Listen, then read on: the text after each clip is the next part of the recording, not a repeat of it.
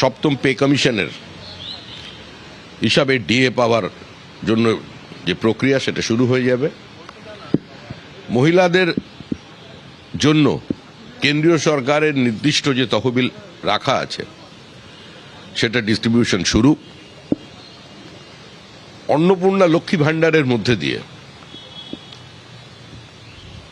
৩,০০০ টাকা করে প্রতি মাসে আমাদের দেওয়ার যে কমিটমেন্ট সেটা থাকবে।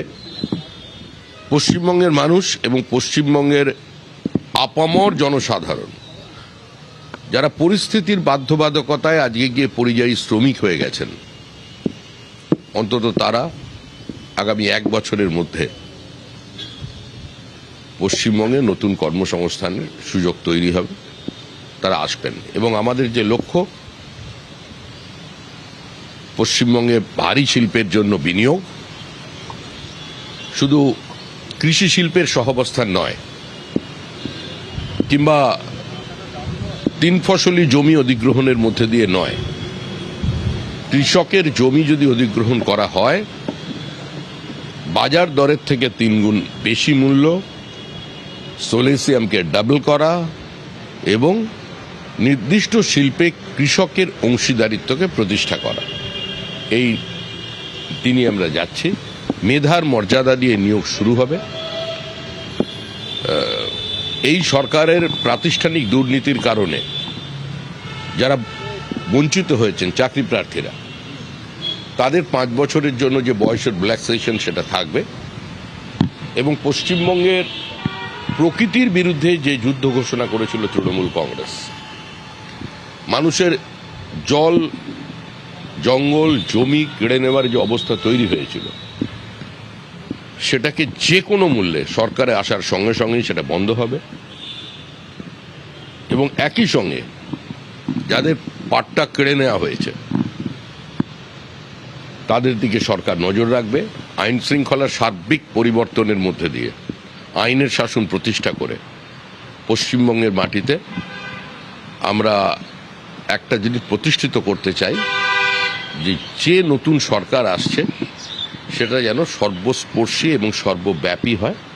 এবং সেই হিসেবেই আমরা আমাদের সংকল্পপত্র তৈরি করছি, সারা পশ্চিমবঙ্গের সর্বত্র মানুষদের সঙ্গে নিয়ে। এবং সর্বোপরি যে বিভাজনের রাজনীতি এ রাজ্যে তৈরি হয়েছে, ঘৃণার রাজনীতি তৈরি হয়েছে, হানাহানির রাজনীতি তৈরি হয়েছে, প্রকাশ্যে দাঙ্গা প্ররোচনা দেওয়ার যে রাজনীতি তৈরি হয়েছে, এগুলো বন্ধ করা হবে। যারা এগুলো করবেন, এ ধরনের ঘৃণা ছড়াবার চেষ্টা করবেন, র্যাডিক্যালাইজেশনের চেষ্টা করবেন, তাদের অবিলম্বে গ্রেফতার করা হবে।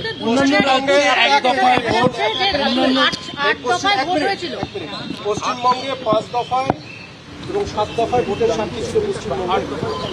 গতবারে 8 দফা হয়েছিল, এবারে 2 দফা। গতবারে কিন্তু প্রচুর হিংসা হয়েছিল। মানে এই যে হিংসা, 2 দফায় ভোটে আপনারা কি মনে করছেন এই জায়গাটা খুব গুরুত্বপূর্ণ বিষয়? আমরা কি মনে করছি তার থেকে বড় কথা হলো নির্বাচন কমিশন কি মনে করছে। আমরা এখনো বলছি, এসআইআর প্রক্রিয়া চলাকালীন যে হিংসা আমরা দেখেছি, সরকারের অসহযোগিতা দেখেছি, আমাদের ফর্ম 7 জমা নেওয়ার পরেও যেগুলো এআরও এবং ইআরওরা সিস্টেমে আপলোড করেনি, পুলিশ বেআইনিভাবে আমাদের ফর্ম 7 যারা বাজেয়াপ্ত করেছে, এবং সর্বোপরি ফর্ম 7 আমরা জমা দেওয়ার পরেও এখনো আমরা যে জমা দিয়েছিলাম সেগুলোর শুনানি ছাড়া মাঝপথে হঠাৎ এসআইআর বন্ধ করে নির্বাচন করা যাবে না। এসআইআর প্রক্রিয়ার উপরে আমাদের নজর আছে।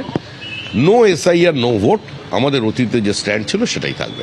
প্রথম দফায় উত্তরবঙ্গের যে আসনগুলি সেগুলিতে ভোট হওয়ার কথা, এবং দ্বিতীয় দফায় তুলনামূলক দক্ষিণবঙ্গে প্রথমটা 152, দ্বিতীয়টা 142 কেন্দ্র ভোট।